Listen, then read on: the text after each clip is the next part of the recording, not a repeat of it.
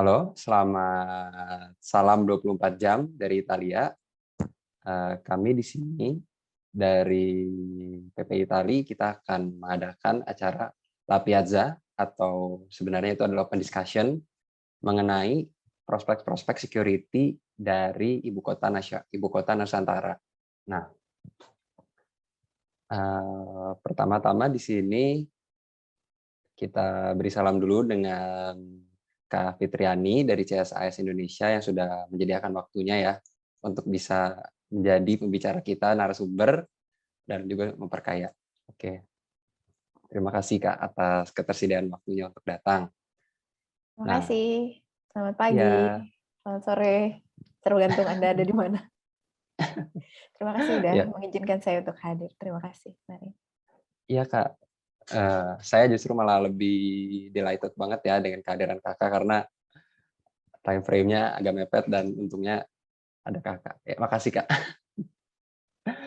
Oke, Sama-sama. oke, pertama-tama untuk permulaan, little bit reminder kalau misalnya baiknya masing-masing kita buka turn on webcam ya, supaya kita lebih bersahabat dengan satu sama lain. Kita juga bisa mengenal satu sama lain dan narasumber bisa ngeliat kita juga. Jadi kita bisa saling kenal, siapa tahu kan kita bisa berhubung lewat LinkedIn dan kita bisa memberikan greater impact lah. Kita bisa mungkin kedepannya bisa berkolaborasi. Oke, pertama-tama Kak Fitriani gimana nih posisinya, lagi di mana? Cuacanya gimana di sana? Lagi di Jakarta hujan, jadi semoga sinyalnya nggak putus di tengah jalan. Nanti kalau misalnya suaraku tidak terdengar, kabarin ya. Nanti aku turn off Siap, kamera aja. siap, siap. Nih, Kapan lu di mana? jadi aku posisi lagi di kamar sih, ini posisinya maksudnya di kotanya atau di mananya? Oh, Di kotanya, Mas. Kalau nanti kan aku nggak harus cerita lagi di rumah pacar gitu kan, aku nggak perlu tahu juga, Mas. iya sih bener juga. Aku sih lagi di Milan Kak. Ini cuacanya lagi cerah banget.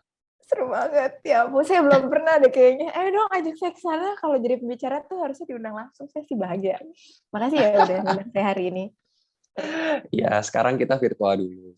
Ya, oke. Pertama-tama aku akan sharing dulu nih maksudnya dengan sedikit introduction ya dengan IKN ini, nanti akan dilanjut dengan lebih spesifik oleh Kak Fitri.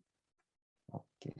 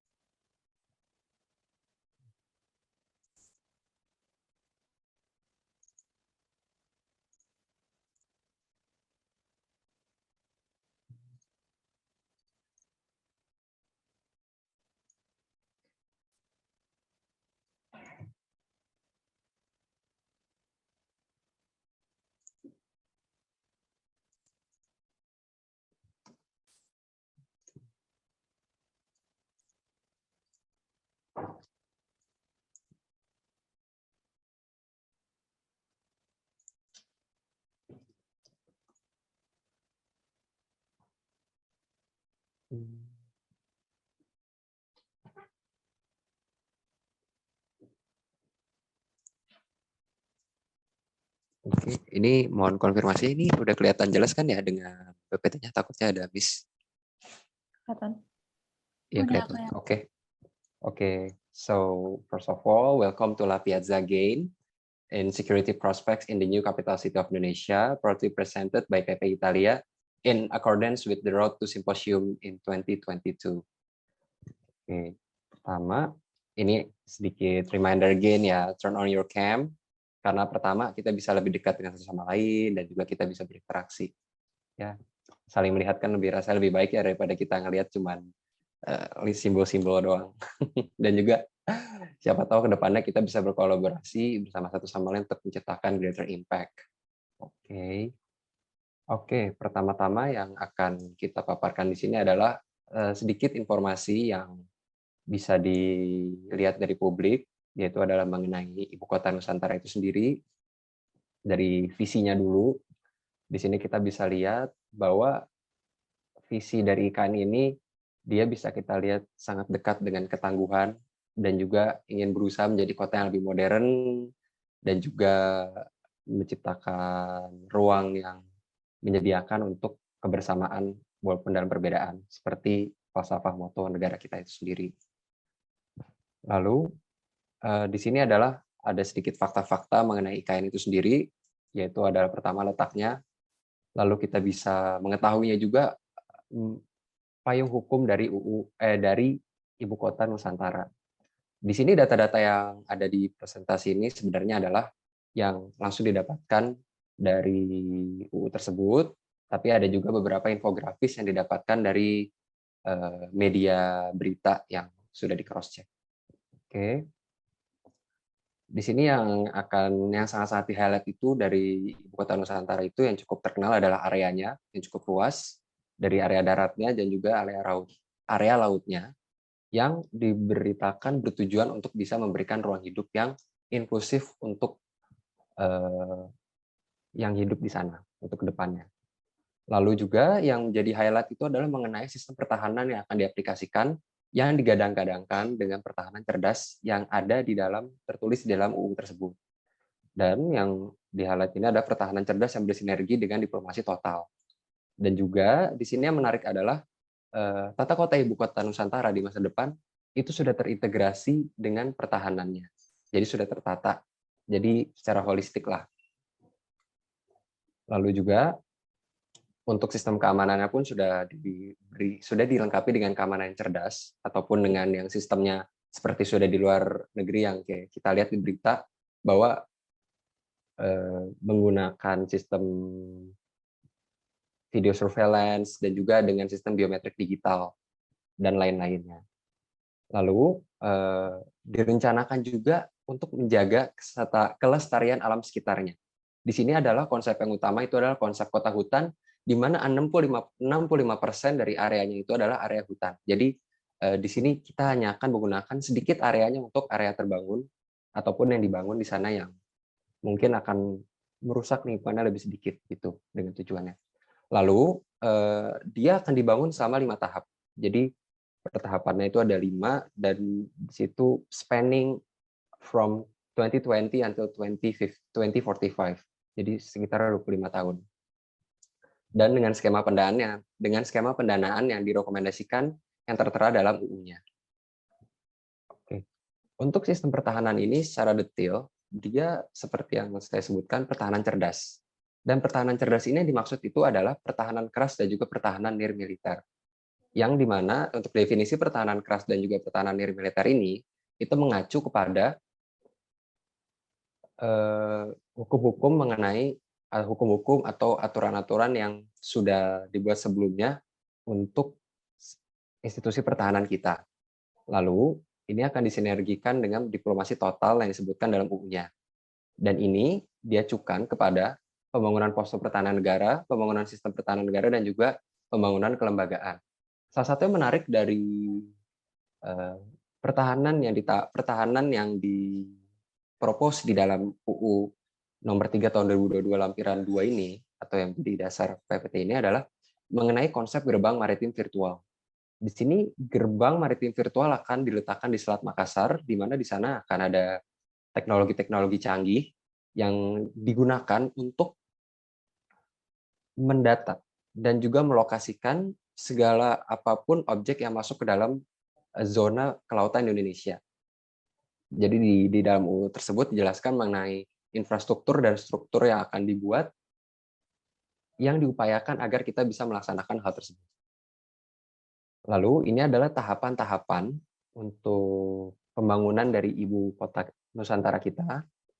Yang pertama adalah kawasan inti pemerintahan yang akan dilakukan tahun 2001-2024. Di sini yang jadi tambahan informasi adalah di dalam UU tersebut kita dijelaskan bahwa di sana akan dibangun selain dari kantor lembaga dan juga di sana ada kantor sarana dan prasarana untuk pertahanan kita, dan juga itu dilanjutkan sampai di tahap-tahap selanjutnya akan tetap ada.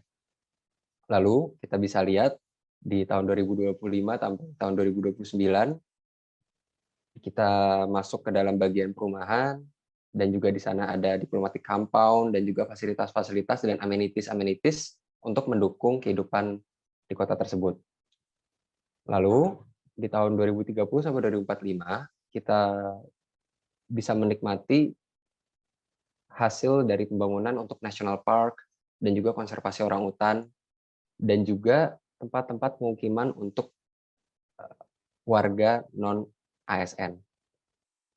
Dan terutama adalah di sini untuk di tahun 2045 kita memvisikan bahwa ibu kota negara yang baru atau Nusantara akan sudah selesai terbangun dan dapat melanjutkan untuk pengembangan di daerah sekitarnya untuk menunjang kehidupan ke depannya. Oke, ini kita akan masuk ke dalam skema financing. Di skema financing ini kita bisa melihat bahwa ada lima sumber pembiayaan utama yang dituliskan dalam UU nomor 3 tahun 2022, yaitu adalah pertama dari APBN itu sendiri. Yang kita ketahui dari jumlahnya di berita itu bervariatif dan juga sempat berfluktuatif ya, dari rendah ke tinggi ataupun dari tinggi ke rendah. Lalu ada KPBU yang digadang-gadangkan sebagai sumber dari pendanaan utama dari IKN ini. Dan di sini ada dua jenis KPBU, yaitu adalah KPBU pembayaran langsung atau KPBU pembayaran atas ketersediaan layanan ataupun jasa. Kita juga untuk IKN ini mengkonsiderasi untuk menerima pembiayaan melalui BUMN total ataupun swasta. Dan di dalam BUMN ini dia ada yang parsial, ada yang komplit, dan itu sudah dituliskan di dalam UU juga. Lalu ada juga yang berkaitan dengan negara lain, yaitu adalah FDI atau Foreign Direct Investment, dan juga kerjasama bilateral dan multilateral, ataupun bila memungkinkan hibah dan lain-lainnya. Lalu ada juga skema pendanaan lain yang kreatif, seperti crowdfunding ataupun dana dari filantropi. Dan juga dalam IKN ini untuk financing proyeknya ke depan, di sini kita akan juga memasukkan kas yang mungkin dapat diterima dari sewa barang milik negara, ataupun land leasing, ataupun kerjasama bangun secara gunung. Oke. Lalu sekarang kita akan sedikit memperkenalkan narasumber kita yang datang hari ini, yaitu adalah ada Kakak Fitri Bintang Timur, PhD, researcher di CSIS, dan juga dosen hubungan internasional di Universitas Indonesia. Lalu juga kita kedatangan Kak Ahmad Rizky M. Umar, PhD researcher dari Queensland University. Lalu kita juga kedatangan dengan Pak Anton Ali Abbas, PhD, dari Kepala Center of Intermestic and Diplomatic Engagement. Oke, kita lanjut. Sedikit informasi dengan CV dan pencapaian dari para narasumber kita. Sekarang Kak Fitri menjabat menjadi researcher di CSIS dari tahun 2017 sampai sekarang. Lalu Kakak juga pernah mempublikasi artikel mengenai Towards a Resilient Regional Cybersecurity, Perspectives and Challenge in Southeast Asia di tahun 2019. Kak Fitri juga mendapatkan gelar PhD mengenai di dalam bidang Security and Defense Management with thesis on peacekeeping dari Cranfield University. Lalu, Kakak juga mendapatkan gelar magister mengenai Security, Defense, and Disaster Management di tahun 2009. Nah, lanjut ke narasumber selanjutnya. Kita ada Kak Ahmad Rizky M. Umar. Sekarang Kak Ahmad adalah tenaga pengajar di University of Queensland selama 5 tahun, dari tahun 2017 sampai sekarang. Dan juga Kak Ahmad juga dia sering engage dalam berbagai research seperti Kak Fitri dan Pak Anton juga, dan di salah satunya mempublikasikan mengenai Challenging States of Hegemony in Asian Human Rights Advocacy and Non-Government Organization in Indonesia. Kak Ahmad Rizky Umar juga mendapatkan gelar MSc in Politics with Research Methods dari the University of Sheffield di tahun 2016. Lalu mendapatkan gelar sarjana mengenai hubungan internasional dari Universitas Gadjah Mada. Oke ya, mantep-mantep nih. Kayak semuanya berkarya di bidang yang sangat aligned dengan pertahanan.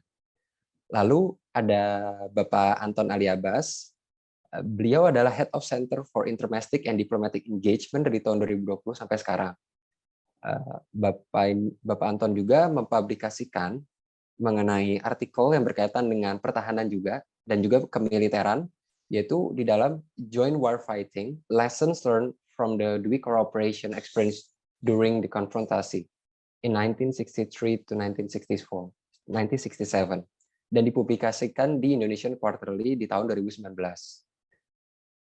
Pak Anton mendapatkan gelar PhD mengenai Defense and Security dari Cranfield University di tahun 2018, lalu mendapatkan gelar Magister Teknik di tahun 2008 di bidang Development Studies with Specializations in Defense.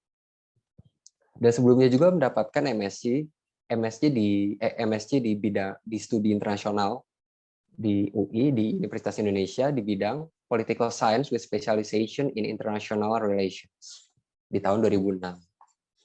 Oke, kita bisa lihat ya di sini narasumbernya sangat-sangat berpengetahuan sekali di bidang security and defense dan juga mengenai di bidang diplomasi dan hubungan internasional.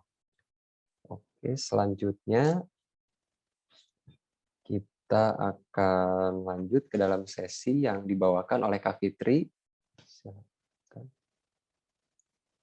Untuk lebih spesifiknya di bidang mengenai relevansi daripada IKN ini sendiri dan juga lebih dalam mengenai pentingnya kita untuk memerhatikan security and defense dan juga diplomasi internasional. Ada waktu dan tempat, dipersilahkan. Terima kasih, selamat pagi teman-teman yang ada di Italia dan selamat sore rekan-rekan yang ada di Jakarta. Terima kasih atas kehormatannya mengundang saya. Terima kasih khususnya Kak Pandu sudah sangat baik memberikan pengantar membacakan biodata saya. Perkenalkan, saya Fitriani, saya peneliti senior di think tank Center for Strategic and International Studies. Hari ini saya akan memberikan paparan mengenai IKN. Mungkin agak terbatas ya karena saya tadi kan sudah dikatakan pemberitahuannya mendadak, jadi mungkin ada keterbatasan dalam kajian saya dan ada keterbatasan pengetahuan juga. Karena menurut saya ya kita harus mengetahui bahwa terdapat keterbatasan dan yang penting peneliti itu boleh salah tapi nggak boleh bohong. Jadi saya memberikan pemaparan sependek pengetahuan saya dan saya akan menantikan sesi diskusi kita selanjutnya. Baik, saya akan memberikan paparan mengenai introspeksi IKN. Assalamualaikum warahmatullahi wabarakatuh. Om Swastiastu, Salam, Om Swastiastu, Namo Buddhaya. Saya akan mencoba menjelaskan pertama-tama mengapa Indonesia itu membutuhkan atau mengambil keputusan untuk memindahkan ibu kota. Yang menurut saya relevan diskusi ini karena kita bukan negara satu-satunya yang memindahkan ibu kota. Ada Canberra, ada Brasilia, Canberra di Australia, Brasilia di Brazil, dan Naypyidaw di Myanmar, yang merupakan ibu kota baru yang dibangun sedemikian rupa dengan tata kota yang dipertimbangkan. Kalau Jakarta itu satu sisi kita sudah dari dulu dan itu adalah sebenarnya turunan dari sistem kolonialisme yang mana kita menerima saja gitu kan. Dan itu sebenarnya menceritakan batasan dari sejauh mana negara yang merdeka itu mampu berpikir dan berkembang dan memikirkan mampukah kita menghasilkan tata kelola, tata perkotaan ibu kota negara kita sendiri yang mana seiring waktu kita memiliki perkembangan penduduk, kebutuhan infrastruktur, dan yang tadi dijelaskan oleh Kak Pandu, kebutuhan untuk membangun sistem pertahanan keamanan dan diplomasi yang lebih mumpuni. Saya akan mengambil bahan pertama-tama dari kajian teori Capital Cities, Varieties and Patterns of Development and Relocation, di mana dikaji di sana 6 jenis latar belakang mengapa suatu negara itu melakukan perpindahan ibu kota. Terdapat 6 strategi yang menyesuaikan diri bagaimana suatu negara itu mengambil keputusan. Jadi ada 6 pertimbangan. Yang pertama adalah strategi kompromi khusus. Mengenai kasus pemindahan ibu kota. Strategi kompromi khusus itu ini lebih cocok untuk negara yang sedang menghadapi masalah sosial di mana adanya dua kelompok besar yang bertanding gitu kan. Jadi memperebutkan. Jadi tidak di salah satu posisi saja, tapi akhirnya satu negara itu mengambil satu keputusan untuk membuka ibu kota tertentu. Tapi Indonesia tidak cocok untuk mengambil strategi yang pertama gitu kan, karena kita tidak memiliki polarisasi kelompok politik yang besar gitu kan.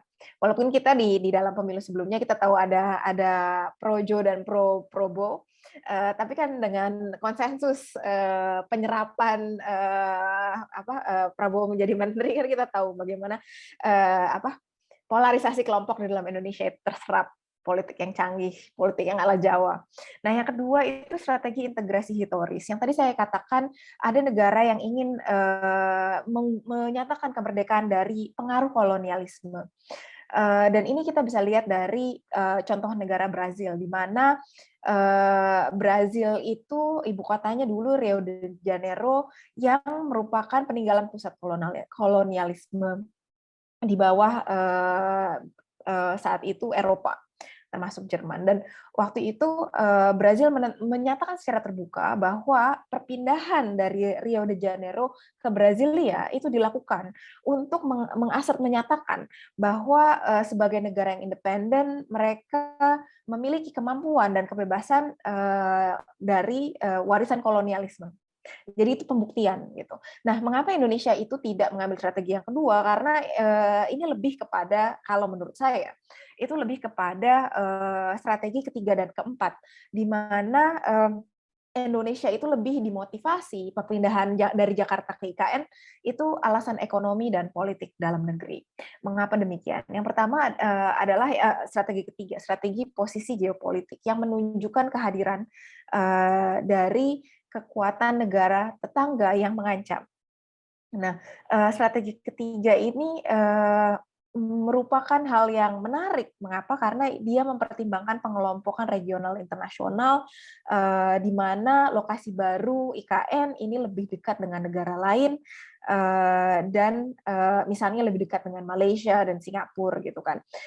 Yang mana ini pernah dilakukan juga dengan Jerman, yang memindahkan dari Bonn pada saat mereka melakukan penggabungan itu akhirnya memilih Berlin karena lebih dekat dengan negara-negara Barat gitu kan.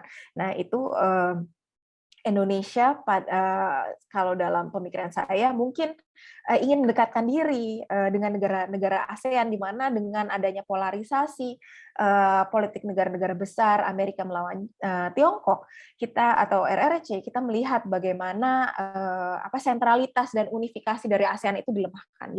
Jadi komitmen Indonesia untuk mendorong ASEAN lebih mumpuni dan lebih tersentralisasi mungkin mungkin bisa diakomodasi dengan perpindahan di IKN ini. Gitu. Jadi untuk mendamaikan atau menyatakan komitmen Indonesia sebagai pemimpin ASEAN lagi, yang mana bisa membalance rivalitas geostrategis antara China dan Amerika Serikat. Dan itu sama atau mirip dengan strategi integrasi dengan rebalancing ekonomi yang mendorong perekonomian wilayah, di mana kita tahu sebenarnya Kalimantan itu sumber devisa yang cukup tinggi, tapi populasinya masih kecil gitu kan. Dan mungkin dengan perpindahan ibu kota ke Kalimantan yang kondisi alamnya masih cenderung lebih dapat dikembangkan dibandingkan dengan di Jakarta yang terdapat banjir, kepadatan penduduk, itu membuat Indonesia lebih dapat mendorong pembangunan ekonomi yang balance di dalam negara. Nah, dan ini sebenarnya menjadi menarik karena dia cukup jauh dari ibu kota sebelumnya gitu kan, yang Jakarta. Kalau Malaysia itu kan Putrajaya sama KL dekat, itu tinggal 1 jam. Kalau Indonesia Jakarta ke IKN kan harus terbang gitu kan. Dan ini belum lagi harus dibangun dari perkebunan yang di Kalimantan. Jadi harus diratakan dulu, dibangun gedung-gedung gitu kan.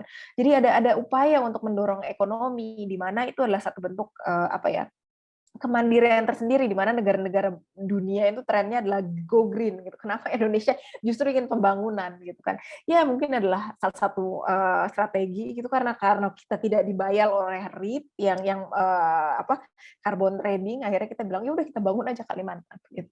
Nah, yang kelima adalah strategi desentralisasi. Strategi ini mencerminkan beberapa indikator sebelumnya untuk memindahkan ibu kota karena alasan ekonomi.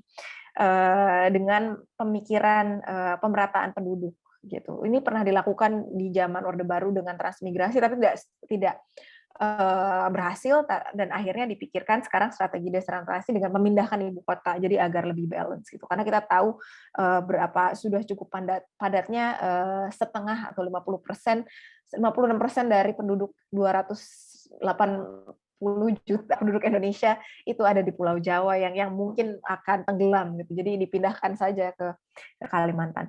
Yang keenam adalah strategi integrasi wilayah, di mana dia menginginkan adanya integrasi kelompok masyarakat yang mencegah gerakan separatisme. Ini nggak terlalu cocok, karena kalau kita ingin mencegah separatisme itu antara kita pindahkan ke Poso atau pindahkan ke Papua gitu. Jadi ini bukan strategi yang dipilih untuk Indonesia. Jadi kalau menurut pembacaan saya, pemerintahan Jokowi yang pedagang pro ekonomi, pembangunan ekonomi dan developmentalis, dia lebih ke strategi 4 dan strategi 3 yang dianggap cocok saat ini. Kemudian ini sudah dikembangkan dari tahun 2017, kita udah mendukung McKinsey, itu kan konsulting internasional, berjuta-juta, berapa M gitu dikeluarkan proyeknya untuk membuat asesmen ini dari idenya Pak Jokowi, dan baru diputuskan pada awal 2022 setelah mempertimbangkan 80 nama tempat-tempat ibu kota baru, akhirnya diputuskan nama Nusantara dengan makna sejarah Hari Kemerdekaan Nusantara dan lain sebagainya. Harapannya itu tahun 2024 bisa pindah dan selesai tahun 2045. Nah, dalam perspektif internasional, perpindahan ibu kota ini dilihat dari dua faktor pendorong, negatif dan positif. Pendorong yang negatif dan penarik yang positif. Faktor pendorong sebelumnya adalah ibu kota yang ada Jakarta sekarang itu negatifnya adalah banjir, kekurangan air bersih. Sementara untuk faktor positif yang faktor penarik, mengapa Penajam Pasir itu menarik, adalah dia memberikan solusi untuk masalah infrastruktur yang belum dibangun, tata kelola, tata planologi, dan penzonasi sosial ekonomi untuk membentuk aliansi-aliansi politik baru. Dan mungkin membalance dari kelompok Jawa yang terlalu dominan dalam politik Indonesia gitu kan. Dan kita melihat adanya pertimbangan untuk mengatasi kepadatan ibu kota, banjir, dan kesempatan untuk memberikan lanskap baru dari Kalimantan Timur untuk membangun suatu kota dari nol gitu kan. Jadi kita bisa melihat bagaimana sih teknologi Indonesia sendiri gitu kan. Kita bisa menyebarkan populasi yang lebih merata, meningkatkan kontribusi ekonomi pulau lainnya terhadap PDB, karena Kalimantan masih 8%, sementara Jawa 56%, dan pertumbuhan ekonomi Kalimantan lebih kecil daripada pertumbuhan ekonomi di Jawa misalnya. Masih adanya ketersediaan air bersih, belum tercukupinya urbanisasi di Kalimantan gitu kan. Dan juga kita semakin ke sini melihat kondisi bencana alam gitu kan. Sementara Kalimantan itu cenderung aman dari banjir, gempa bumi, tanah longsor gitu kan.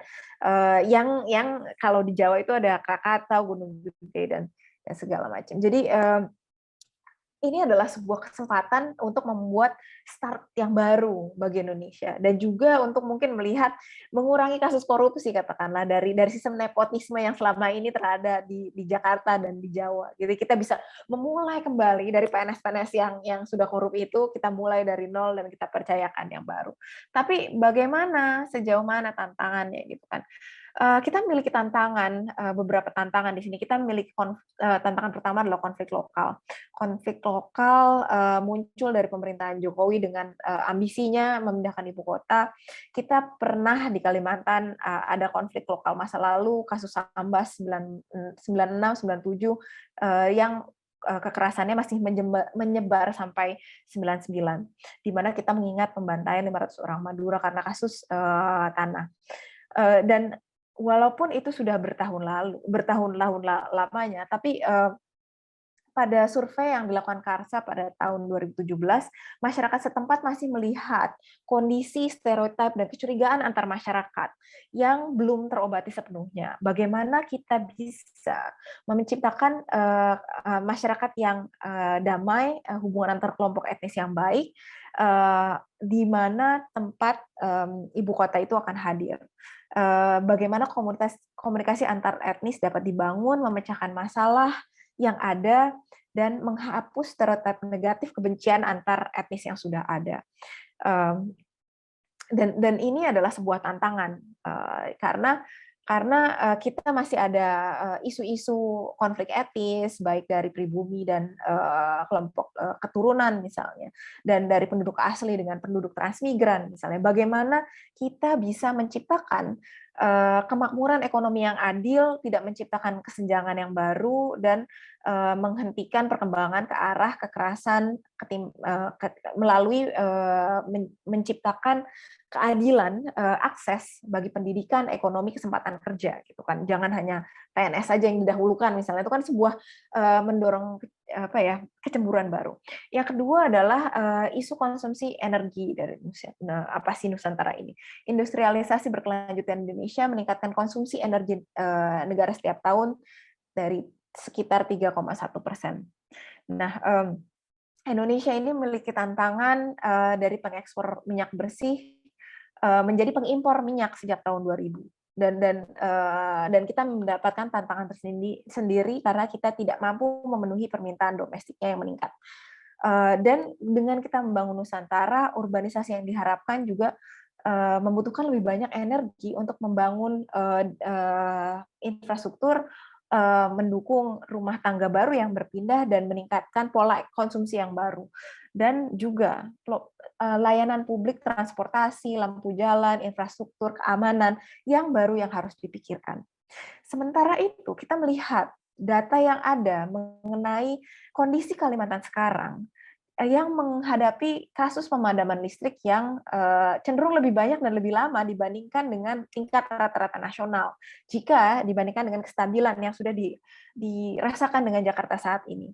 Data PLN melaporkan tahun 2020 masyarakat di Kaltim dan Kaltara mengalami 10 kali pemadaman dengan rata-rata 9 jam pemadaman gitu kan. Aku nggak tahu di Italia masih ada pemadaman nggak gitu. Dan ini sangat berbeda misalnya dengan Jakarta yang pemadaman rata-rata 1 kali setahun dan maksimal itu 4 jam gitu kan. Bagaimana kita bisa memastikan jaringan distribusi listrik di Kaltim itu kuat, karena nanti kita akan berdampak pada pertahanan, diplomasi, dan juga ketika suatu ibu kota itu diserang, bagaimana kalau sistem radarnya mati gitu kan.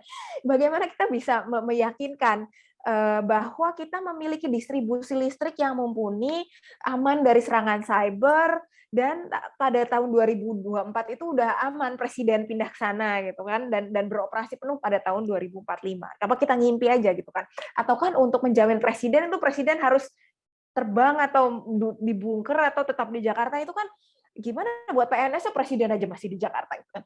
Nah, hal-hal seperti ini bagaimana kita mengakurkannya gitu. Kita masih belum menyelesaikan hal-hal ini. Kita belum membicarakan ini secara terbuka gitu kan. Jangan-jangan ini karena ada titipan investor dari Arab ya. Nanti kita bahas sedikit siapa dana-dana yang bermain di belakangnya, dan mungkin akan dibahas oleh pemapar yang lain karena mungkin saya sudah memakan waktu terlalu banyak. Nah, tantangannya apa? Tantangan ya kalau kita pindah ke IKN di Kalimantan itu ada segitiga transit terorisme yang sudah terkenal dari Filipina Mindanao ke Indonesia di Makassar, Sulawesi, di mana itu berhadapan langsung dengan keamanan nasional, dan itu sistem peperangan urban. di laut yang menghubungkan Indonesia yang tadi disebutkan oleh Kak Pandu, Filipina, Malaysia, dan Indonesia itu adalah segitiga transit teroris. Dan kita sudah mempelajari ini dari dimantiki Al-Qaeda. Dan sekarang kita memiliki sistem jamaah Ansar Tauhid yang turunan dari kelompok Baiat ISIS misalnya, dan itu belum selesai gitu kan. Dari yang kita melihat bagaimana di Filipina ada Marawi Siege 2018. Nah, rute ini di label dengan 3T, Terrorist Transit Triangle, di secara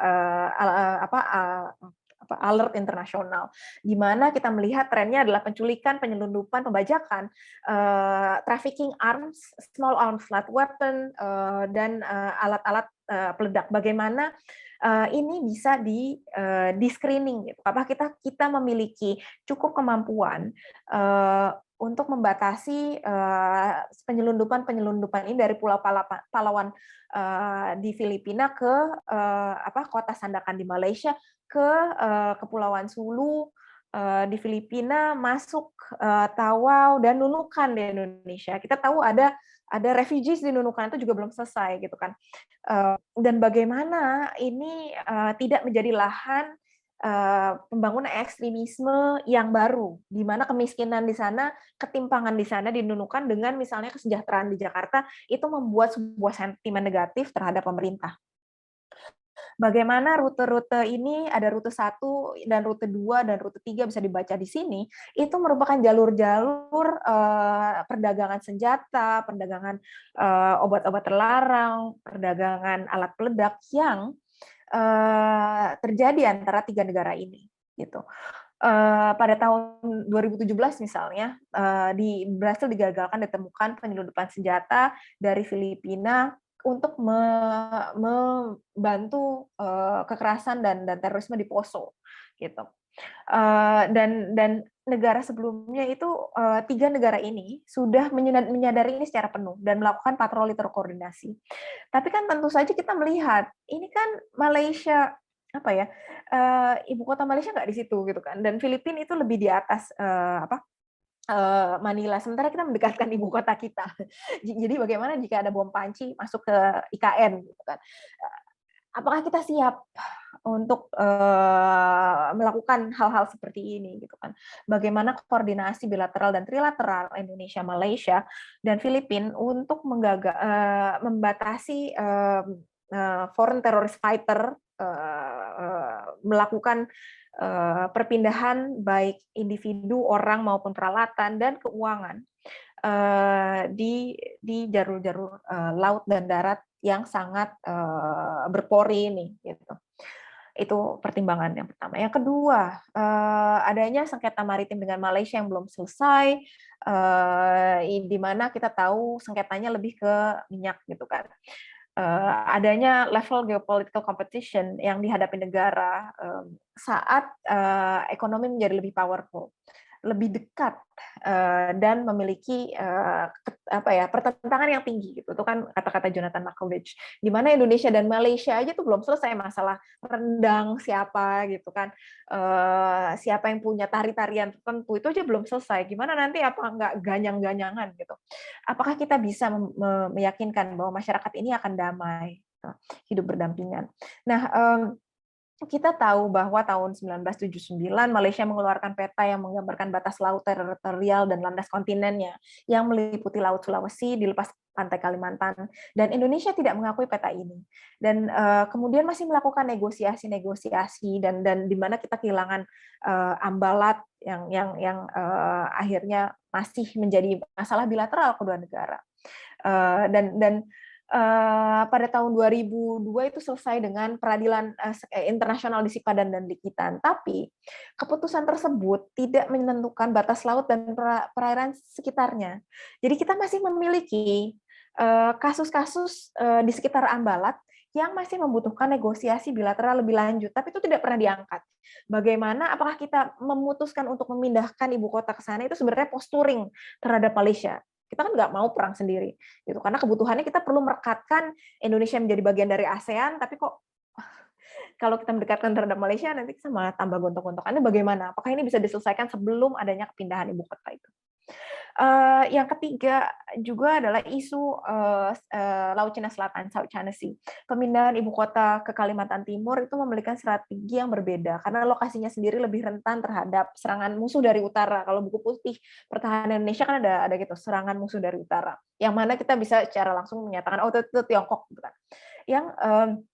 Yang mengabaikan Selat Makassar yang merupakan titik navigasi utama di Laut Cina Selatan, dan itu akan memicu rantai dilema keamanan dengan para claimant lain dari Laut Cina Selatan ini, gitu kan.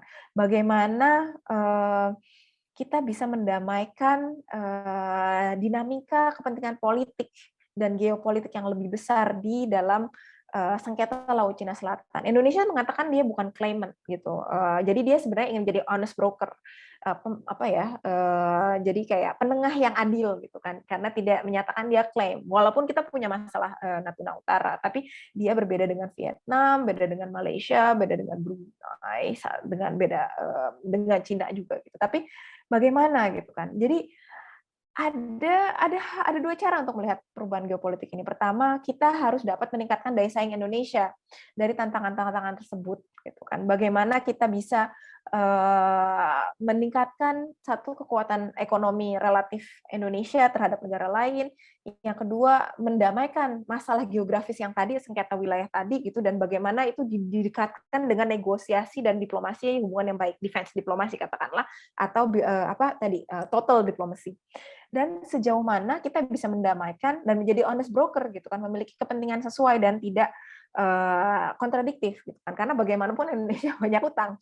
Tapi itu kan sedih sebenarnya.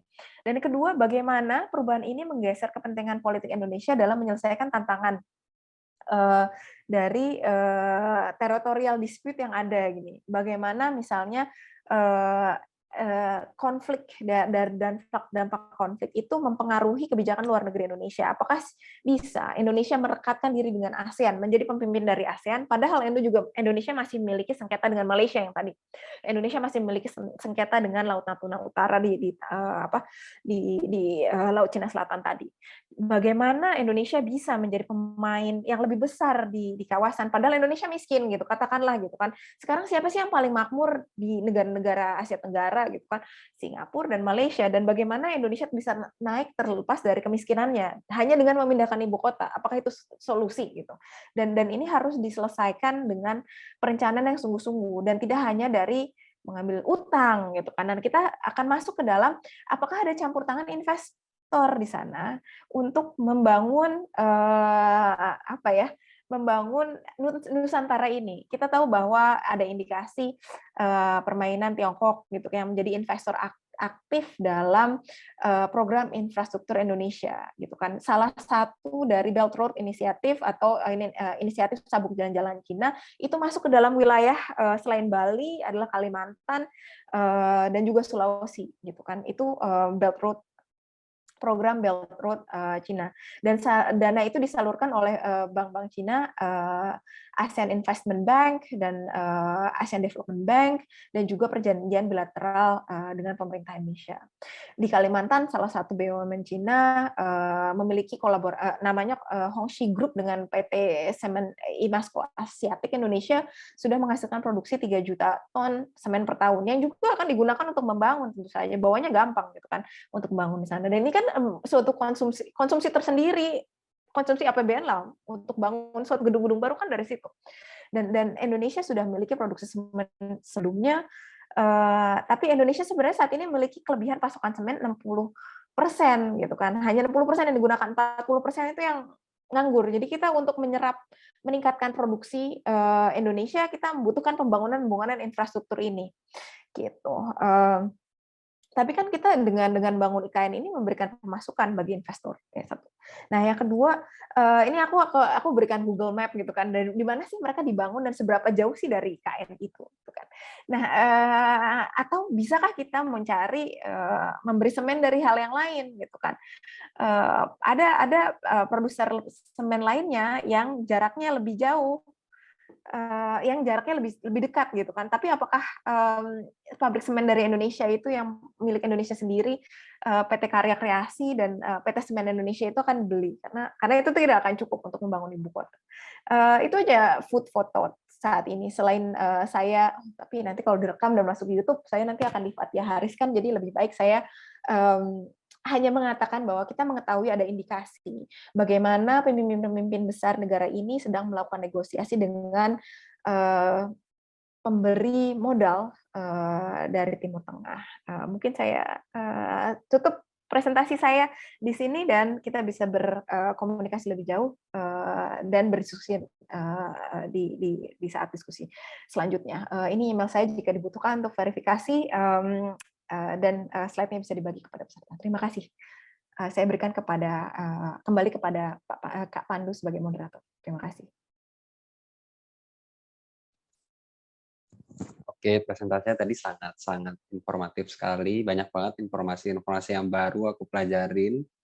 Dan juga basically background aku dari engineering, dan juga di sini banyak banget ini istilah-istilah baru ya mengenai hubungan internasional, dan juga mengenai diplomasi dan juga pertahanan. Yang sangat-sangat menarik itu adalah mengenai hubungan antara reliabilitas sistem elektrik kita atau grid atau sistem elektrik kita yang kita ketahui di Kalimantan itu yang kayak kurang begitu oke dengan pertahanan juga. Ini cukup menarik. Dan juga mengenai yang kedua adalah mengenai bagaimana cara kita membiayai dari IKN ini, apakah akan ada campur tangan dari negara lain, ataupun akankah ada dampak-dampak yang kita bisa terima apabila kita tidak hati-hati dalam memilih supplier kita, ataupun teknikalnya bagaimana ketika IKN itu dibangun. Oke, selanjutnya kita akan masuk ke dalam sesi presentasi yang lainnya oleh narasumber kedua kita, yaitu adalah Kak Ahmad Umar. Silakan untuk di tempat dan waktunya untuk mulai presentasi. Halo Mas Pandu, mungkin Bang Anton dulu. Bang Anton sudah presentasi. Saya menambahkan saja nanti. Oke, baik. Oh, lagi sholat. Sholat. Oke. Udah selesai.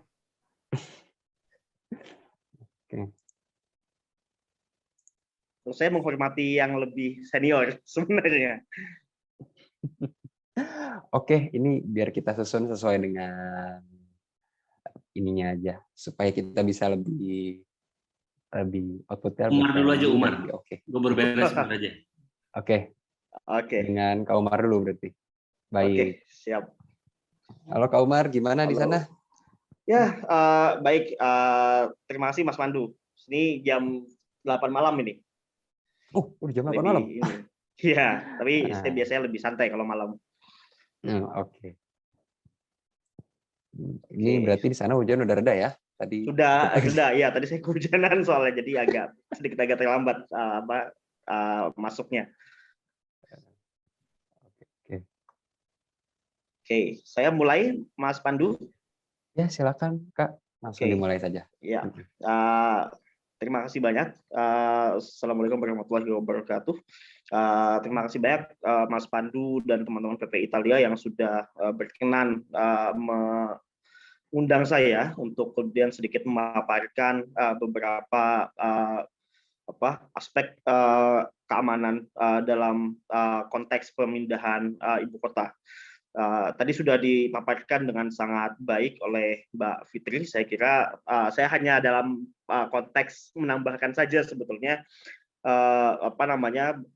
terhadap analisis tadi yang sudah cukup komprehensif dan cukup banyak data yang diberikan oleh Mbak Fitri terkait dengan pemindahan ibu kota. Sebelum saya masuk ke paparan, mungkin saya perkenalan diri dulu ya. Nama saya Umar. Kebetulan saya sekarang baru saja hampir menyelesaikan PhD di University of Queensland di Australia. Saya juga kebetulan belajar hubungan internasional. Kebetulan saya juga berasal dari Banjarmasin, sedikit tetangga dari ibu kota baru. Dan apa yang tadi disampaikan oleh Mbak Fitri tadi sudah cukup banyak merefleksikan apa yang saya alami dulu. Jadi kalau tadi Mbak Fitri tadi menyampaikan bahwa ada masalah grid elektrik di ibu kota negara yang sangat terkait dengan kondisi listrik di Kalimantan pada umumnya. Saya agak sedikit mengamini. Jadi kebetulan masa kecil saya di Banjarmasin. Kita biasanya mati listrik itu dulu satu hari setiap satu hari mati, terus kemudian besoknya nyala. Begitu terus biasanya, kadang-kadang 2 hari sekali, kadang-kadang 1 hari sekali. Jadi ini salah satu hal yang mungkin jadi concern, tapi mungkin ini juga jadi pekerjaan rumah saya kira ke depan, kalau memang pemerintah serius untuk memindahkan ibu kota, ini juga perlu masuk menjadi salah satu concern, terutama dalam konteks energi. Saya mungkin akan sedikit memaparkan tulisan yang kemarin sempat saya tulis untuk situs 9-Line, jadi satu situs analisis dari teman-teman di Eropa sebetulnya. Saya diminta untuk menulis tentang implikasi dari pemindahan ibu kota negara terhadap keamanan kawasan. Sebentar, saya coba cek dulu.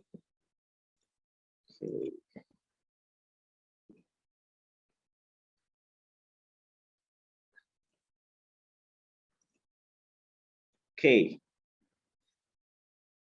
Ya, ini satu tulisan saya yang dimuat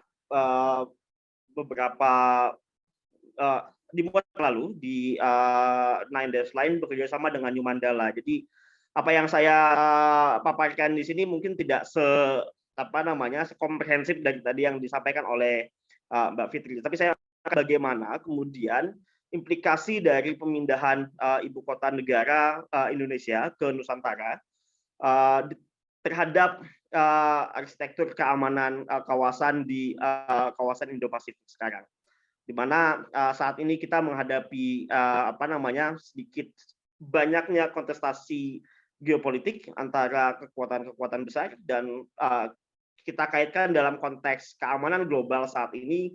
Kita menghadapi sedikit banyak ketidakpastian, tensi mulai memanas, perang invasi Rusia terhadap Ukraina misalnya, itu salah satu hal yang penting untuk kemudian dipertimbangkan ketika kita kemudian ingin memahami konteks keamanan di mana kemudian ibu kota baru akan kemudian dibangun. Nah, saya ingin melihat pemindahan ibu kota ini agak sedikit rasional, di mana kemudian tadi sudah sedikit disampaikan oleh Mbak Fitri bahwa pemindahan ibu kota itu dilaksanakan atas beberapa rasionalisasi. Ada 6 rasionalisasi tadi, di mana aspek yang cukup kuat adalah aspek distribusi sumber daya terutama sumber daya ekonomi, dengan masalah kehadiran negara dalam konteks geopolitik kawasan. Tapi kemudian saya ingin melihat juga bahwa salah satu alasan yang cukup kuat, dan ini sering dikutip, baik itu dikutip dalam kajian naskah akademik Undang-Undang Ibu Kota Negara Baru, maupun disampaikan dalam beberapa paparan oleh elit-elit pemerintah di level birokratik maupun elit-elit politik, itu adalah bahwa ada ada masalah di ibu kota lama, yaitu di Jakarta, di mana kemudian kita punya masalah kepadatan penduduk di Jakarta. Kita tahu di Jakarta macet, meskipun harus diakui juga infrastruktur infrastruktur transportasi dan kemudian ekonomi di Jakarta itu juga sangat bagus sebetulnya. Tapi kita punya masalah kepadatan penduduk yang sangat besar di Jakarta. Dan yang kedua adalah kerentanan lingkungan, bahwa Jakarta kita tahu juga bahwa ada masalah banjir yang itu kemudian dalam banyak hal itu bisa melumpuhkan ibu kota. Kita juga tahu misalkan di Jakarta pada beberapa tahun belakangan itu juga masalah kenaikan air laut itu juga punya ancaman terhadap konteks ekologi dan lingkungan di Jakarta. Nah, sehingga kemudian dalam banyak hal ini saya kira menjadi rasionalisasi bagi pemerintah untuk memindahkan ibu kota ke negara baru. Namun demikian, tadi juga sudah disampaikan oleh Mbak Fitri, saya kira juga ada masalah yang lain yang lebih besar, yang ini juga terkait bukan hanya terkait dengan konteks kerentanan Jakarta sebagai ibu kota, namun juga ada masalah-masalah politik yang lebih luas. Ya, kita misalkan tahu bahwa Pak Presiden Jokowi sangat kuat ambisinya untuk kemudian mendistribusikan sumber daya ekonomi tidak hanya terkonsentrasi di Pulau Jawa, tetapi juga ke luar Pulau Jawa. Dan ini salah satu komitmennya dilakukan dengan banyaknya misalkan proyek-proyek infrastruktur yang kemudian dilaksanakan di luar ibu kota, di luar Pulau Jawa. Ini juga dalam beberapa hal perlu diapresiasi juga, sehingga kemudian diharapkan ketika kemudian ada ibu kota negara yang baru, maka kemudian ada distribusi ekonomi yang kemudian menjadi lebih kuat. Selain itu ada juga misalkan salah satu analisis misalkan yang muncul di media dari seorang jenderal di TNI misalkan melihat bahwa ada aspek keamanan, aspek pertahanan yang kemudian diperhitungkan. Misalkan bahwa dengan daerah ibu kota negara baru, kalau kita melihat dari analisis tersebut, itu punya natural defense atau punya pertahanan alam yang lebih bagus dibandingkan Jakarta, di mana kemudian ada sungai, ada kemudian wilayah-wilayah kontur geografisik dan kontur geografis yang kemudian membuat ibu kota negara itu kemudian menjadi lebih mudah dipertahankan. Selain juga wilayahnya yang kemudian ada di Kalimantan yang kemudian tidak banyak penduduk di situ, tidak banyak infrastruktur ekonomi. Kalau kita melihat, misalkan invasi Rusia ke Ukraina, misalkan Kiev yang berada sangat dekat dengan perbatasan Rusia dan Ukraina itu menjadi sasaran tembak. Nah, ini kan bisa menjadi concern keamanan yang kemudian concern pertahanan yang kemudian jadi alasan. Itu juga dalam beberapa hal perlu dilihat. Nah, pertanyaannya adalah sejauh mana kita bisa melihat kita bisa menjustifikasi rasionalisasi ini. Selain dari naskah akademik dari Undang-Undang Ibu Kota Negara yang kemarin banyak diperdebatkan di media sosial, misalkan ada banyak kajian misalkan yang kemudian sangat umum misalkan. Sayangnya sebagai orang yang agak awam, dalam arti bukan orang yang dekat dengan pengambil keputusan, tidak banyak kemudian justifikasi yang kemudian bisa kita baca untuk kemudian menjustifikasi pemindahan ibu kota. Misalkan kenapa harus Kalimantan dan kenapa bukan di daerah lain misalkan. Kenapa lokasinya ada di Nusantara, kota baru, di mana kota baru ini dibangun dari awal dan bukan kota yang kemudian lebih dari yang sudah ada. Ini kan sebenarnya menjadi pertanyaan publik sebagai orang yang awam dalam arti tidak punya akses langsung terhadap pengambil keputusan. Nah, ini kemudian memerlukan analisis yang saya kira lebih lebih dalam. Mungkin Bang Anton nanti akan menyampaikan terkait dengan aspek-aspek yang sedikit lebih politis ini. Namun kalau kita ingin melihat dalam konteks keamanan kawasan, dalam arti bahwa posisi Indonesia ini kan adalah salah satu aktor yang cukup penting di kawasan Indo-Pasifik. Kita sering dianggap sebagai natural leader dari ASEAN, di mana kemudian elit pengambil kebijakan luar negeri kita sering mengidentifikasikan ASEAN sebagai cornerstone dari foreign policy. Nah, posisi Indonesia dalam hal ini, saya ingin berangkat dari argumen bahwa posisi Indonesia itu sebenarnya punya peran.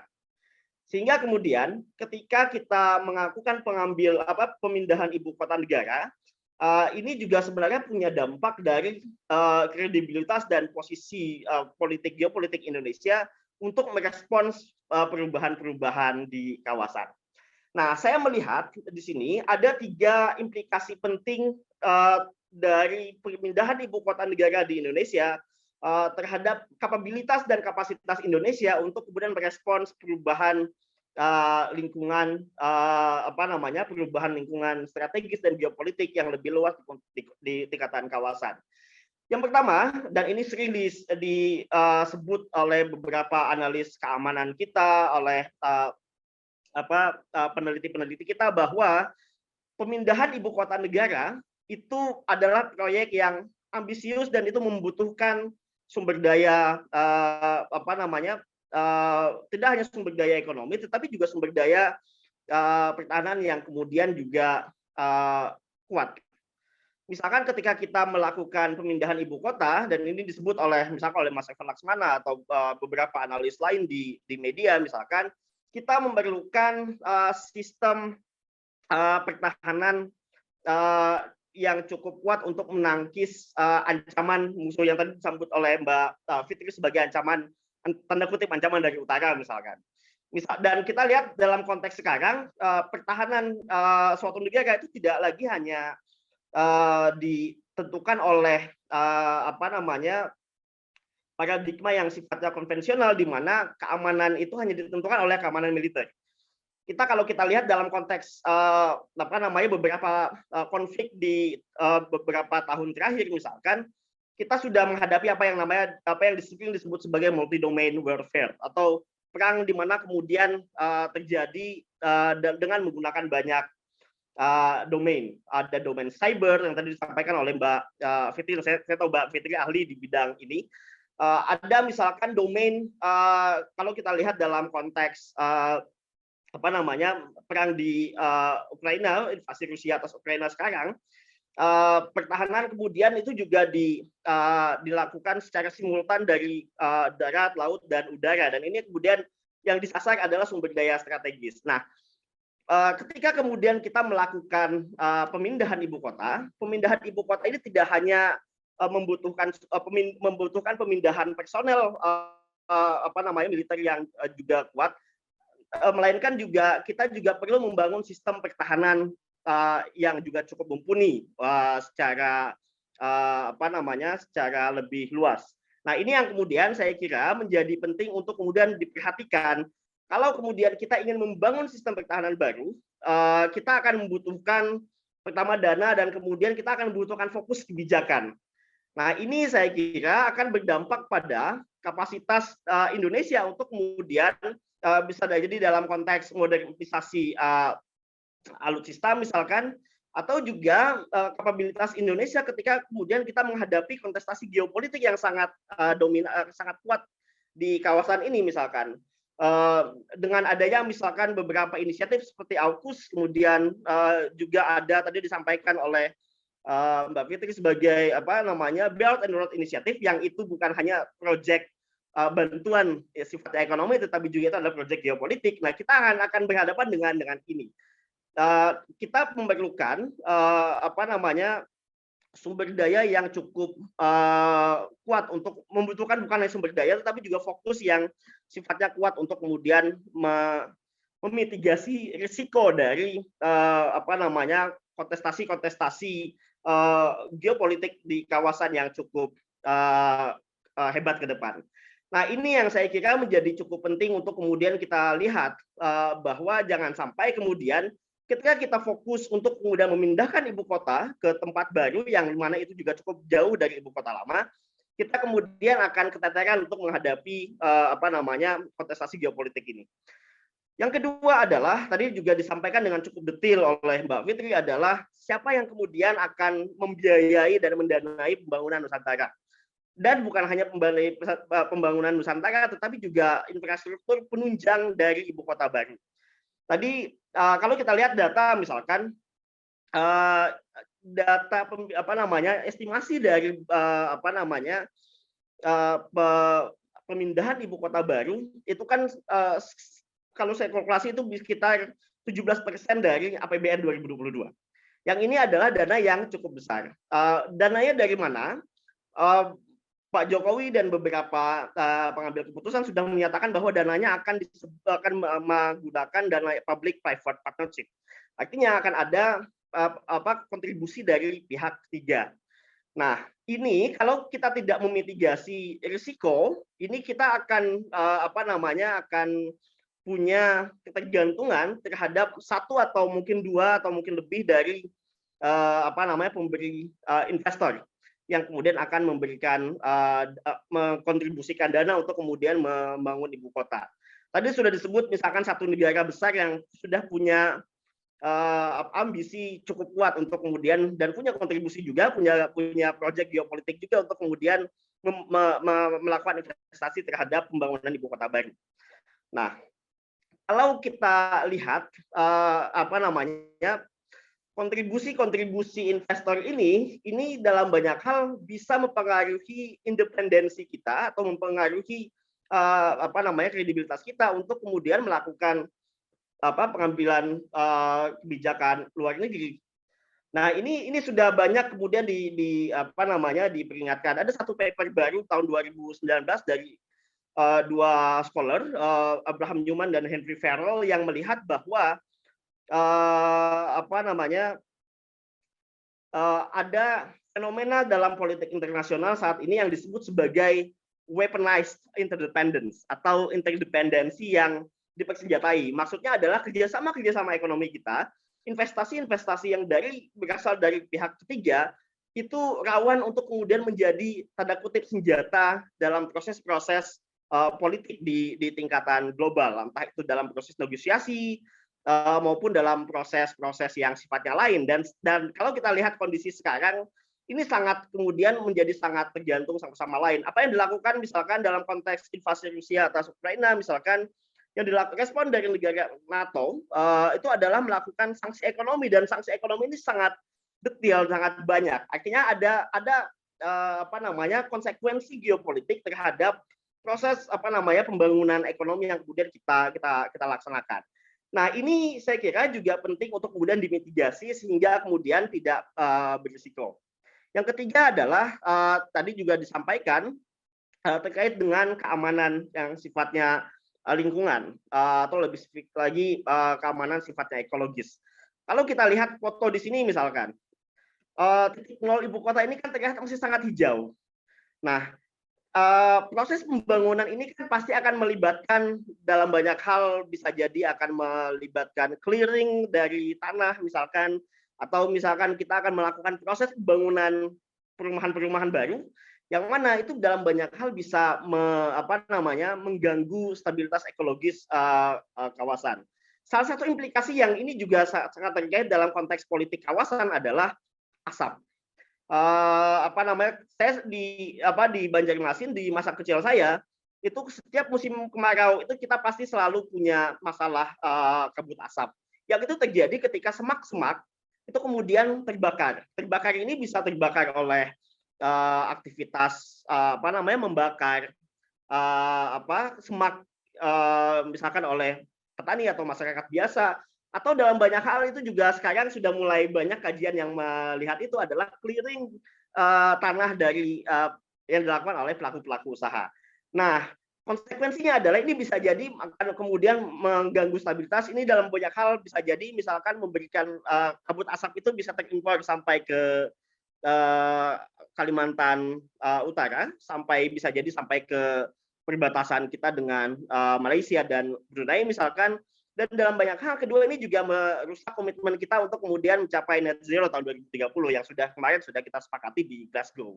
Nah, ini yang kemudian saya kira menjadi penting untuk kemudian diperhatikan juga. Ketika di istilah sustainability ini sangat banyak muncul di naskah akademik dari undang-undang IKN kemarin. Saya tidak begitu paham ini yang dimaksud sustainable ini apa. Kalau kita tidak melihat tidak mengadres dampak-dampak lingkungan itu. Terakhir mungkin sebelum ditutup, apa kemudian yang bisa dilakukan? Saya melihat dalam tahap ini saya melihat ada dua hal. Yang pertama adalah bahwa kita perlu perencanaan. Artinya kita tidak bisa hanya membangun ibu kota hanya karena ada dana, hanya karena ada investor yang mau untuk melakukan pembangunan. Kita perlu merencanakan. yang kemudian dilakukan saat pemerintah saat ini adalah pemerintah saat ini sebenarnya sedang pada proses, seharusnya saya tidak tahu proses di lapangan di Bappenas seperti apa. Kita sebenarnya sudah harus membuat RPJP nasional atau rencana pembangunan jangka panjang nasional yang biasanya akan mencapai 20-25 tahun. Nah, proses pembangunan ibu kota negara mestinya itu mengikuti proses teknokratis di RPJP nasional, sehingga kemudian semua risiko-risiko entah itu keamanan maupun yang sifatnya lebih luas itu harus bisa dimitigasi. Memitigasi ini kemudian harus diperhitungkan untuk kemudian bisa memperhitungkan tidak hanya dana misalkan, tetapi juga kira-kira apa implikasi yang kemudian bisa muncul dan bagaimana menanggulanginya. Saya kira proses ini harusnya dilakukan sebelum kita mengambil keputusan untuk kemudian memindahkan ibu kota negara. Dan yang kedua adalah saya kira kita saat ini sudah punya target misalkan untuk mencapai minimum essential force misalkan di dalam konteks pertahanan misalkan, atau misalkan kita sudah punya beberapa kebijakan untuk kemudian mengadres masalah lingkungan baik itu di Jawa maupun di luar Jawa.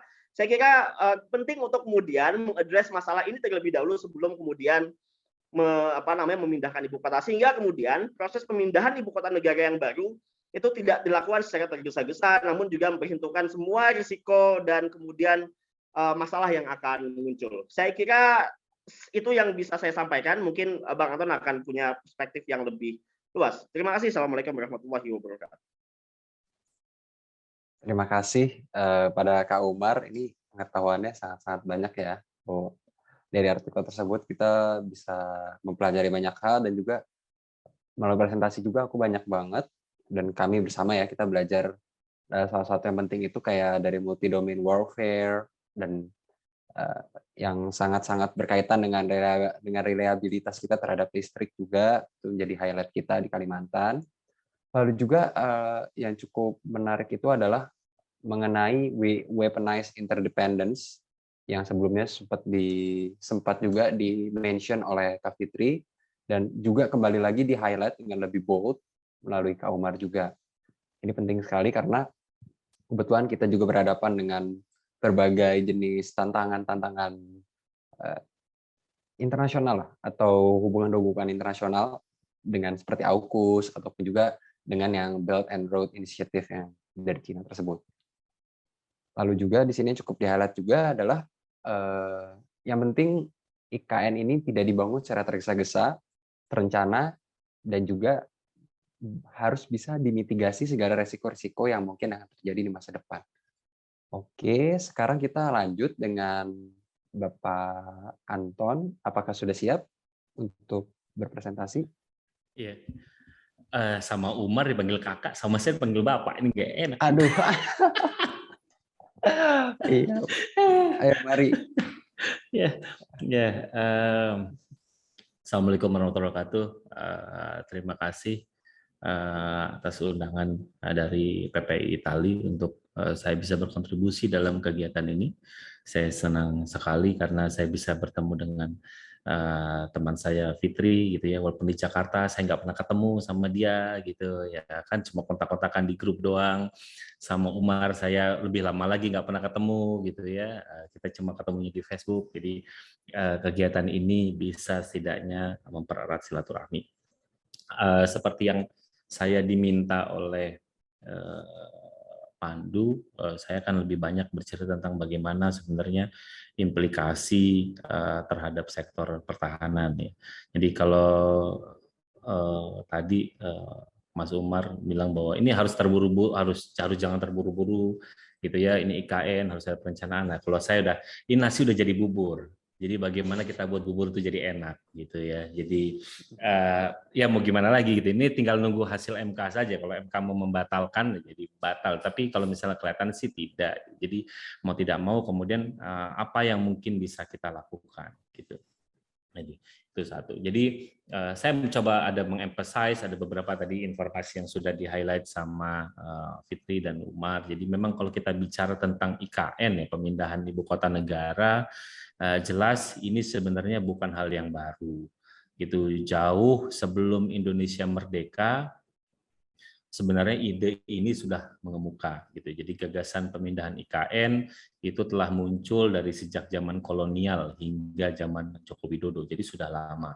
Ada beberapa pilihan, mulai dari Surabaya di tahun 1762 misalnya ada pilihan, lalu Bandung 1916, lalu ada Palangkaraya itu 1953 di eranya Soekarno, lalu di eranya Pak Yudhoyono juga pernah terbersit untuk opsi pindah ke Palangkaraya, lalu di eranya Pak Harto ada Jonggol yang sudah disiapkan, dan terakhir Jokowi kemudian merealisasikan pindah ke Penajam Pasar Utara.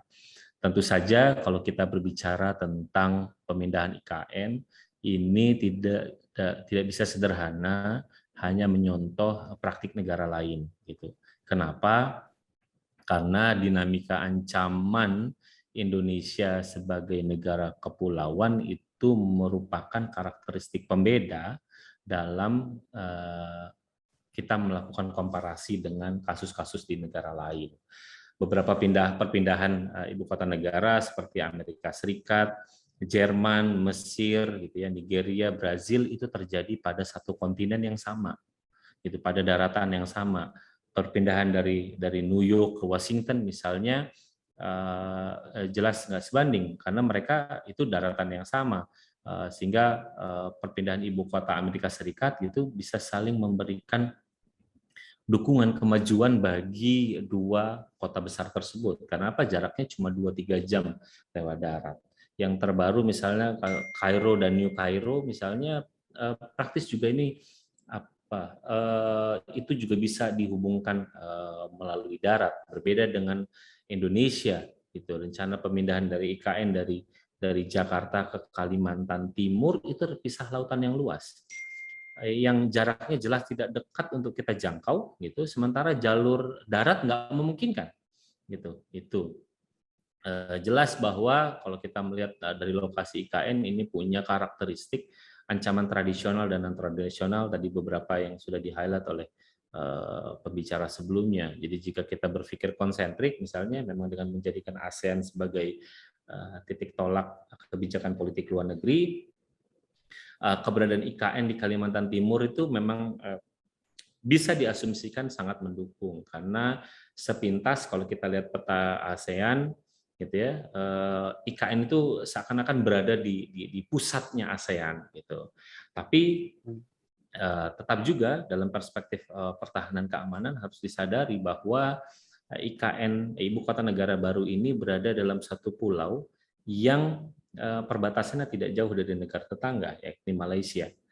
Panjang perbatasan darat Indonesia dengan Malaysia itu sekitar 857 km. Sedangkan dari Penajam Pasar Utara ke perbatasan Malaysia itu sekitar separuhnya, 400-an kilometer. Dan ini tadi yang Umar bilang terkait menyitir Ukraina Rusia, ini sebenarnya jarak yang relatif tidak jauh ya untuk sebuah invasi darat sekalipun cuma mengandalkan tank, gitu ya. Jadi ini juga harus diperhatikan, gitu. Selanjutnya kalau kita bicara tentang ancaman udara, jarak dari ibu kota baru ke pangkalan Labuan Sabah yang dimiliki oleh Malaysia misalnya itu sekitar 750 km, lalu ada pangkalan udara Malaysia di Kuching itu 784 km, dan dan lokasi ini masih bisa dijangkau dengan pesawat tempur Sukhoi milik Malaysia, gitu. Dengan demikian bahwa sebenarnya posisi ibu kota baru Indonesia itu, posisi Nusantara, kota Nusantara ini relatif lebih mudah diakses oleh pihak luar melalui invasi pasukan dari segala matra dibandingkan Jakarta. Selain rawan dengan ancaman darat dan udara, seperti tadi yang Fitri sudah ilustrasikan, bahwa ini juga memang rawan dengan invasi dan penetrasi pasukan dari wilayah laut. Kenapa? Karena lokasinya tidak jauh dari Alki 2 yang dapat dilalui oleh armada niaga dan armada militer negara lain. Belakangan ini baik Alki 1 maupun Alki 2 itu kalau kita lihat itu sebenarnya telah digunakan oleh armada Tiongkok dalam pelayarannya ke Timor Leste. Bahkan kapal induk Tiongkok Liaoning misalnya dan juga kapal selamnya kerap disebut lalu lalang untuk menjalankan misi keamanan dan kepentingan Tiongkok di kawasan gitu. Belum lagi lokasi IKN tadi seperti yang Fitri sebutkan ini dekat dengan flashpoint di Laut Cina Selatan, lalu juga ada kejahatan transnasional di Laut Sulu misalnya. Jadi itu. Dan secara khusus ya kalau kita lihat juga ini memang ada ancaman yang memang juga harus kita perhatikan. Kenapa? Karena sebenarnya lokasi ini itu dapat punya ancaman secara spesifik terkait adanya pembangunan militer Tiongkok di Laut Cina Selatan dan juga gelar rudal balistik antar benua yang milik Tiongkok yang berkapasitas nuklir dan punya daya jelajah itu 15.000 km. Yang kalau kita ngikuti klaimnya Tiongkok itu sampai ke daratan AS itu 30 menit. Jadi kemampuan rudal jelajah Dongfeng gitu ya, rudal hipersoniknya milik Tiongkok tentu saja itu jelas punya potensi untuk mengancam negara-negara di kawasan Asia Tenggara.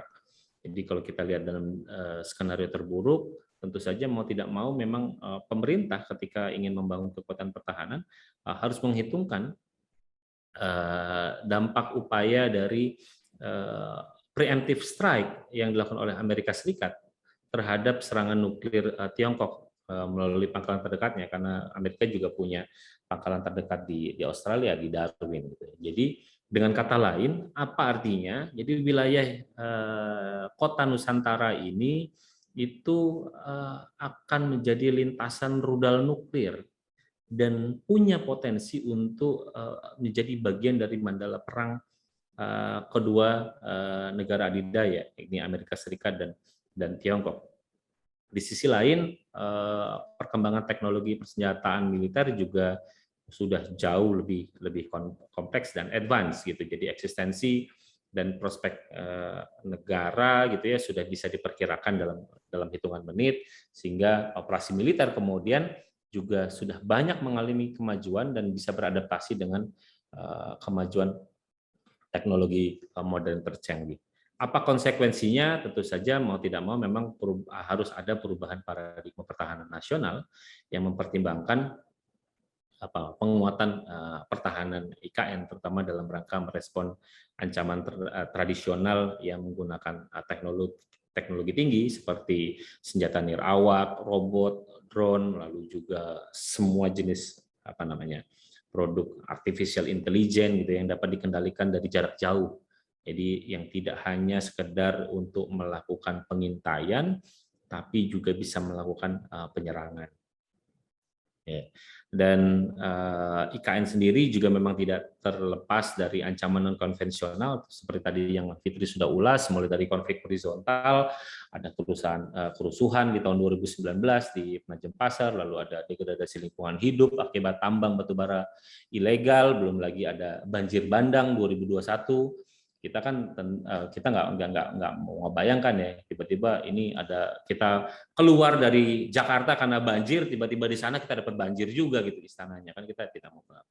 Dan pada level tertentu pemindahan ibu kota negara ini sebenarnya dapat diartikan bahwa Indonesia itu ingin memproyeksikan punya yang namanya 2 center of gravity yang menggabungkan sektor bisnis dan sektor pemerintahan, yakni Jakarta dan Penajam Pasar Utara.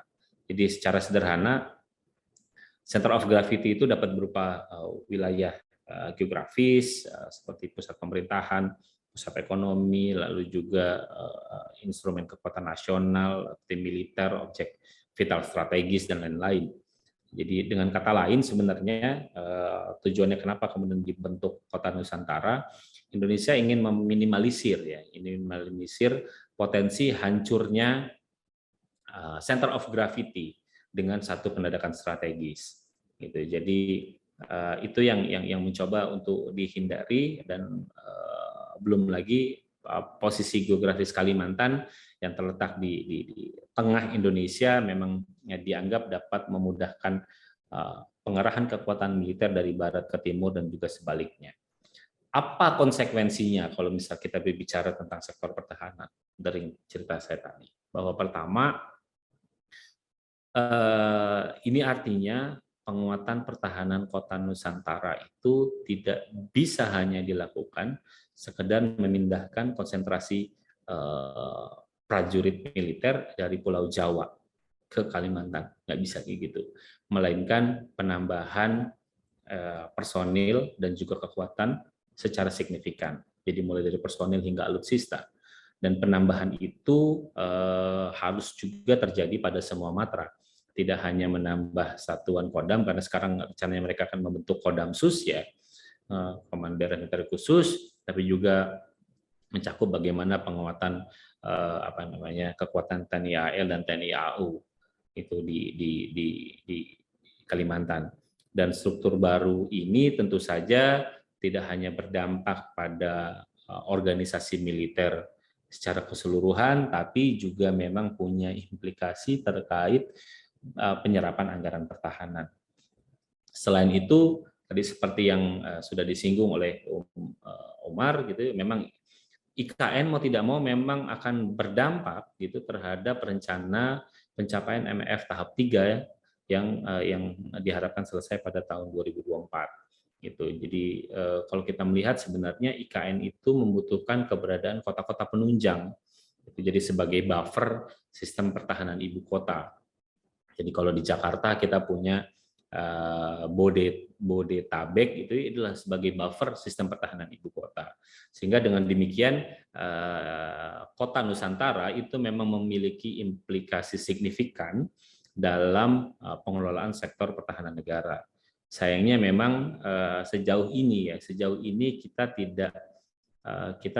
masih belum melihat bagaimana sebenarnya kota-kota di sekitar IKN akan dibangun sebagai bagian dari strategi pertahanan, termasuk bagaimana penyesuaian MEF gitu ya. Yang baru kita dengar adalah Panglima TNI Jenderal Andika Perkasa mengungkapkan adanya kebutuhan penambahan prajurit TNI sekitar 50.000 personel.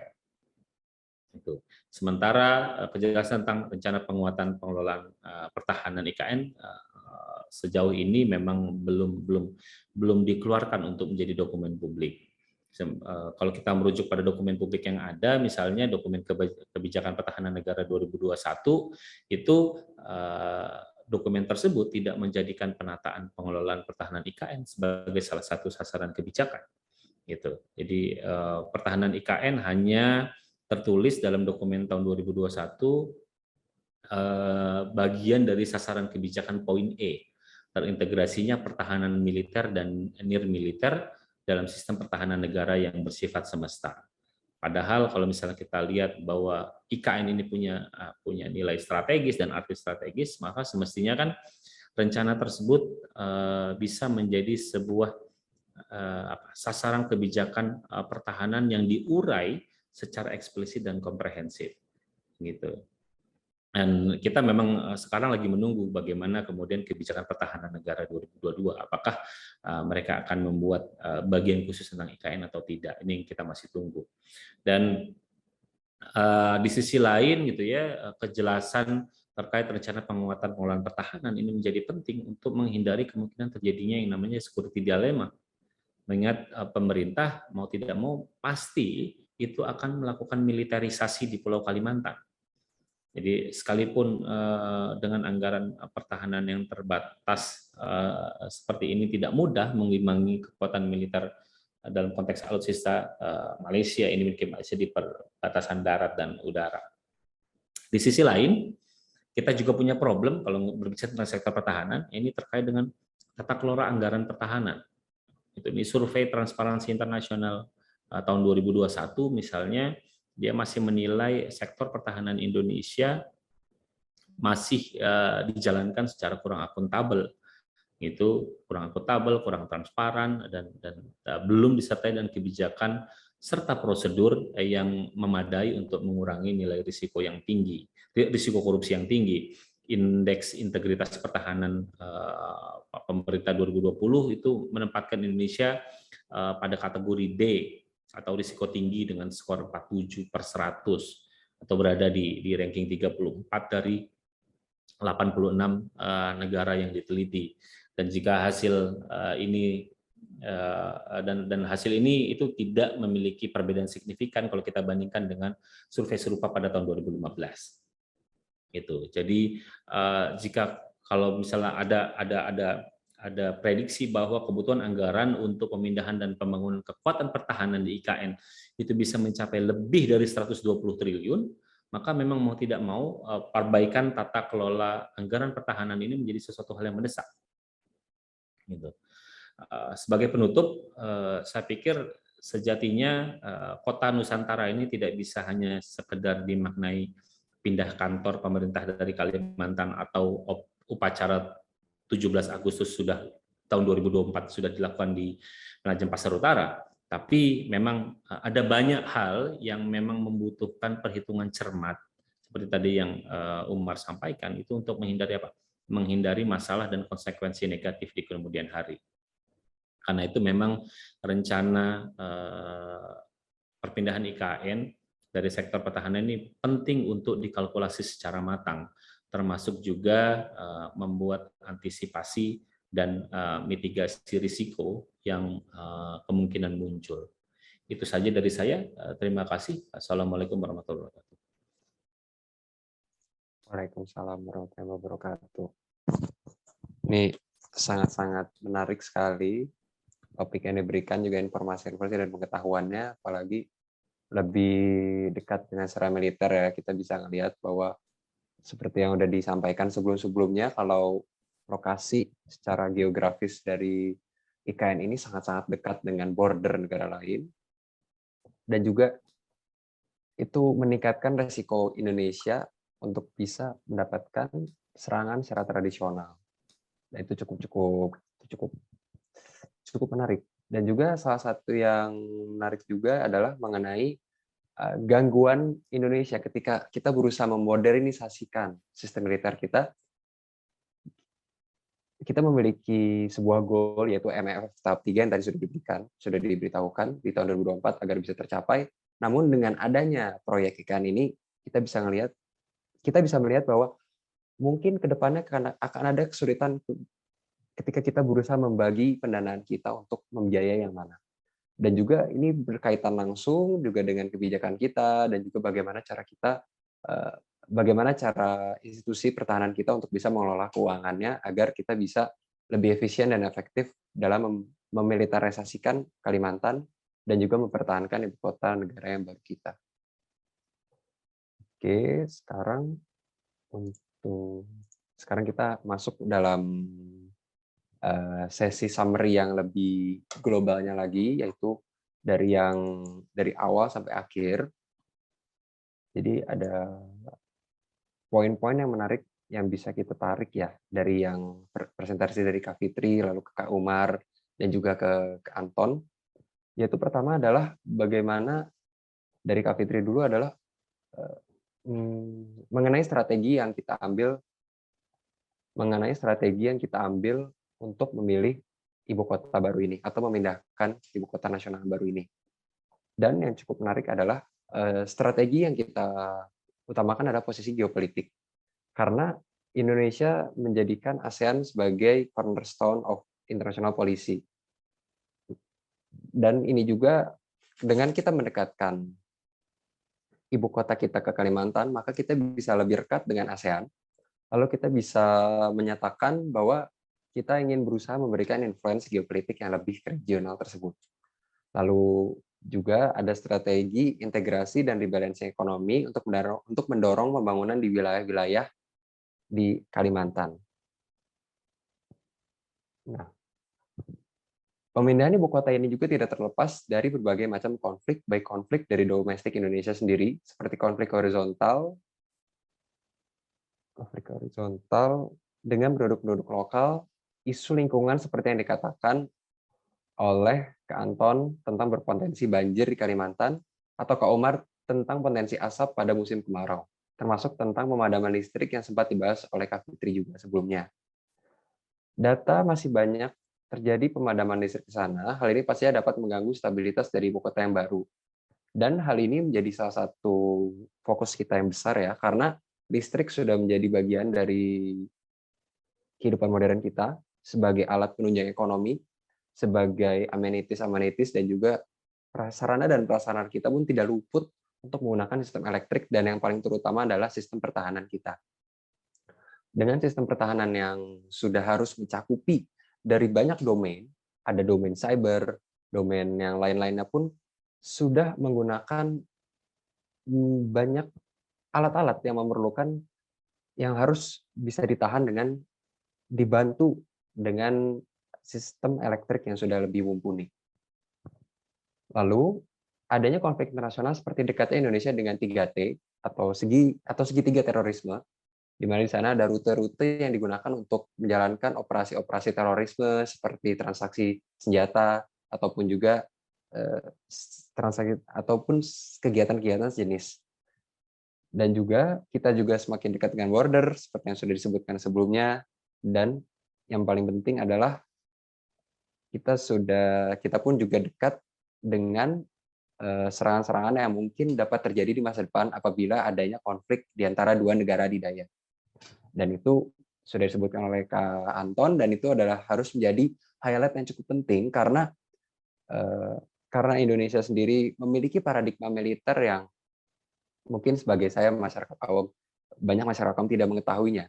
Kita akan maju ke masa depan dan kita akan melihat apa dampak-dampak militer di masa depan ini, dan dengan perubahan IKN ini pun kita sudah dapat melihat bahwa akan ada banyak implikasi-implikasi yang mungkin terjadi di masa depan, seperti contohnya seperti rudal, seperti flight path untuk ICBM atau Intercontinental Ballistic Missile dari China ataupun dari US.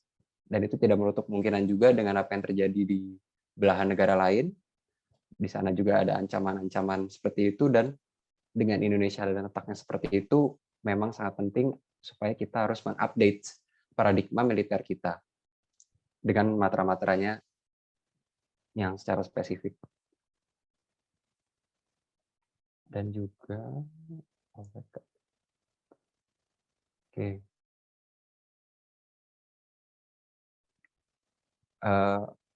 Dan juga yang tidak diluputkan lagi adalah mengenai pentingnya agar kita melakukan perencanaan yang baik, tidak tergesa-gesa, tapi juga kita harus hati-hati dalam melangkah ya.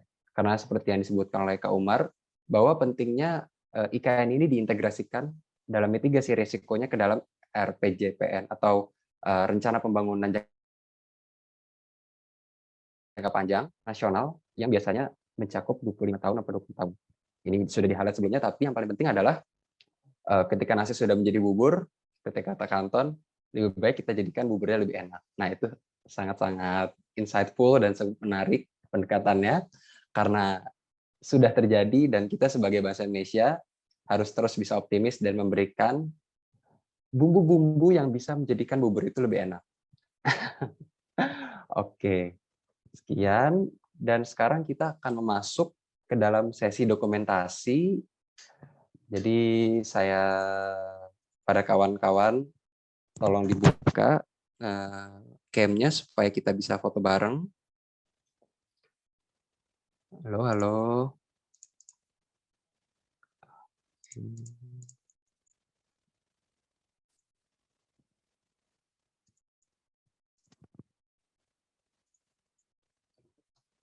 Halo, ayo kita foto bersama supaya kita bisa lebih akrab, bisa jadi memorable juga. Kita sudah berkomunikasikan tentang ibu kota negara, dan juga kita banyak pengetahuan-pengetahuan baru banget mengenai internasional diplomasi dan HI. HI ini cukup menarik banget sih. Karena kebetulan aku personal juga suka dengan hal militer, tapi nggak banyak belajar di sana. Ayo, mana. Mari masuk. Ayo dong. Jangan malu. Jangan. Ya. Ya.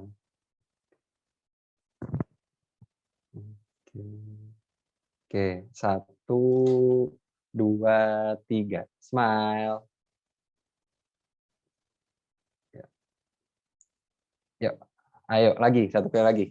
1, 2, 3.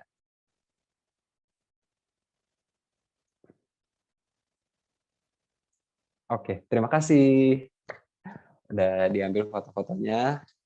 Terima kasih kepada narasumber-narasumber kita, Kak Fitri, Kak Umar, dengan juga Kak Anton. Mohon maaf. Tadi bagiannya Bapak sendiri. Ya, terima kasih atas peluangan waktunya ya. Kita juga mungkin time frame kita agak mepet sekali, tapi serius, bahan-bahannya sangat-sangat insightful, sangat-sangat valuable banget. Kita sangat banyak belajar di sini. Oke.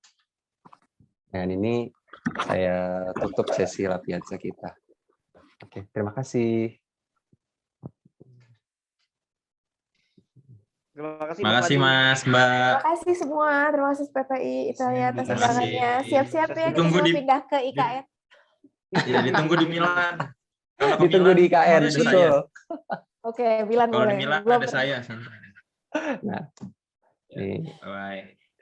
Sehat-sehat semua. Oke. Aku mohon izin. Ya, Oke, saya izin juga. Terima kasih banyak Bang Anton, Mbak Fitri, Mas Pandu. Terima kasih. ya, Mas saya terima kasih juga Mas semuanya. Pandu, Mas Ya. Anton. Izin leave.